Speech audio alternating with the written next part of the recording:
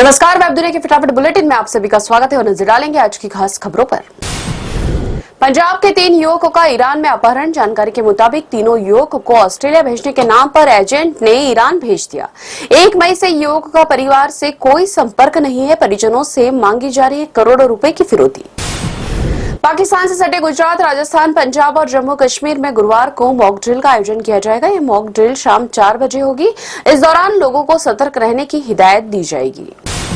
सरकार ने 2025-26 के खरीफ सत्र के लिए धान का न्यूनतम समर्थन मूल्य बुधवार को 3% बढ़ाकर 2,369 रुपए प्रति क्विंटल करने की घोषणा की।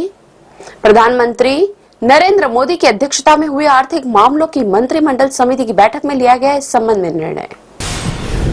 सुप्रीम कोर्ट का बड़ा फैसला। सुप्रीम कोर्ट ने कर्नल सोफिया कुरैशी पर टिप्पणी को लेकर मध्य प्रदेश के मंत्री विजय शाह के खिलाफ उच्च न्यायालय में कार्रवाई बंद करने का निर्देश दिया।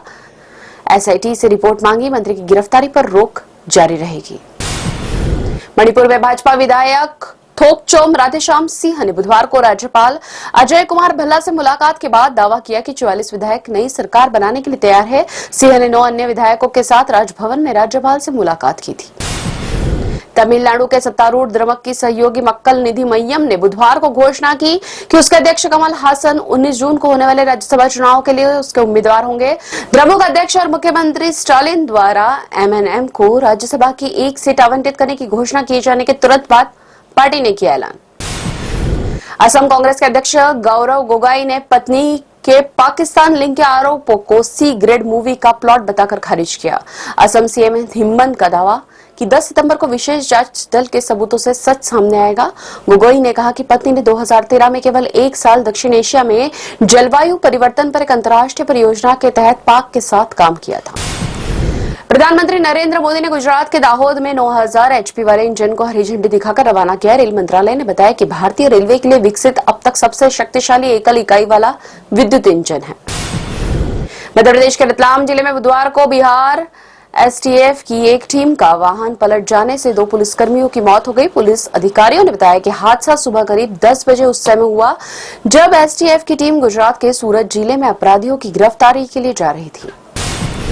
शिवसेना उद्धव गुट के नेता बाला दराडे ने सावरकर पर टिप्पणी के लिए राहुल गांधी के चेहरे पर काली पोतने की धमकी दी। कांग्रेस ने कहा कायरतापूर्ण टिप्पणी। पार्टी प्रवक्ता सुषमा अंधारे ने इसे बाला की निजी राय बताया। सुप्रीम कोर्ट ने बुधवार को दिल्ली विकास प्राधिकरण के अधिकारियों को राजधानी के रिज क्षेत्र में सड़क चौड़ीकरण के लिए पेड़ काटने पर अवमानना का दोषी ठहराया। हालांकि अदालत ने पाया कि इसमें कोई दुर्भावनापूर्ण इरादा नहीं था। शीर्ष अदालत ने क्षेत्र में व्यापक वन रोपण का आदेश दिया। साहित्य अकादमी और संस्कृति मंत्रालय के सहयोग से राष्ट्रपति भवन अपने सांस्कृतिक केंद्र में बृहस्पतिवार से 2 दिवसीय साहित्यिक सम्मेलन का आयोजन कर रहा है। यह सम्मेलन साहित्य में कितना बदलाव आया है शीर्षक से आयोजित किया जाएगा। सम्मेलन का समापन होलकर वंश की महान शासक देवी अहिल्याबाई होलकर की गाथा के साथ होगा। मणिपुर में बुधवार को भूकंप के कई झटके महसूस किए गए, जिनमें सबसे शक्तिशाली भूकंप 5.2 तीव्रता का था। राज्य के चूराचांदपुर जिले में देर रात 1:54 पर 5.2 तीव्रता का भूकंप आया। इसी जिले में सुबह 10:23 पर भी भूकंप आया। बिहार विधानसभा में नेता प्रतिपक्ष तेजस्वी यादव और उनकी पत्नी राजश्री के दूसरी बार माता पिता बनने के एक दिन बाद राजद प्रमुख लालू प्रसाद और उनकी पत्नी राबड़ी देवी ने अपने पोते के नाम की घोषणा की। पोते का नाम इराज लालू यादव रखा गया है।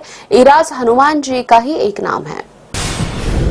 कांग्रेस महासचिव जयराम रमेश ने बुधवार को दावा किया कि यात्री कारों की बिक्री में भारी गिरावट दर्ज की गई, जो भारतीय अर्थव्यवस्था के लिए चिंता का विषय है। उन्होंने सोशल मीडिया मंच एक्स पर एक खबर साझा की जिसमें कहा गया कि 2018-19 में कुल वाहनों की बिक्री में यात्री कारों की हिस्सेदारी 65% थी, जो अब घटकर मात्र 31% रह गई है। पंजाब के फिरोजपुर जिले में 25 वर्षीय एक युवक के कोविड-19 से संक्रमित पाए जाने के बाद स्वास्थ्य विभाग ने सतर्कता बढ़ा दी है। एहतियात के तौर पर उससे संपर्क में आए लोगों की तलाश की जा रही है। युवक गुरुग्राम के एक निजी कंपनी में कार्यरत है और कुछ दिन पहले अस्वस्थ होने के कारण अपने माता पिता के पास फिरोजपुर आया था। संयुक्त राष्ट्र की परमाणु निगरानी इकाई के प्रमुख ने कहा कि ईरान अमेरिका परमाणु वार्ता पर अब भी कोई निर्णय नहीं हुआ है, लेकिन वार्ता जारी रहना अच्छा संकेत है। स्थानीय शेयर बाजार में बुधवार को लगातार दूसरे दिन गिरावट। सेंसेक्स 239 अंक टूटकर 81,312 अंक पर हुआ बंद। निफ्टी 74 अंक की गिरावट के साथ 24,752 अंक पर हुआ बंद। टीवी एक्ट्रेस दीपिका कक्कड़ का हुआ स्टेज 2 लीवर कैंसर। दीपिका ने सोशल मीडिया पर पोस्ट शेयर करके फैंस को दी जानकारी। एक्ट्रेस ने कहा कि मैं पूरी हिम्मत के साथ इसका सामना करने के लिए पॉजिटिव हूं। फैंस और सेलेब्स कर रहे दीपिका के जल्द ठीक होने की दुआ। जिया खान आत्महत्या केस पर सूरज पंचोली ने सालों बाद तोड़ी चुप्पी। एक्टर बोले वो ऐसा वक्त था जब अपने परिवार से भी नजरें नहीं मिला पाता था। सूरज पर लगा था एक्स गर्लफ्रेंड जिया को आत्महत्या के लिए उकसाने का आरोप। एक्टर को जाना पड़ा था जेल। यदि वेब दुनिया के फटाफट बुलेटिन ताजा अपडेट के लिए लगातार बने रहे हमारे साथ, विजिट करें वेब दुनिया पर।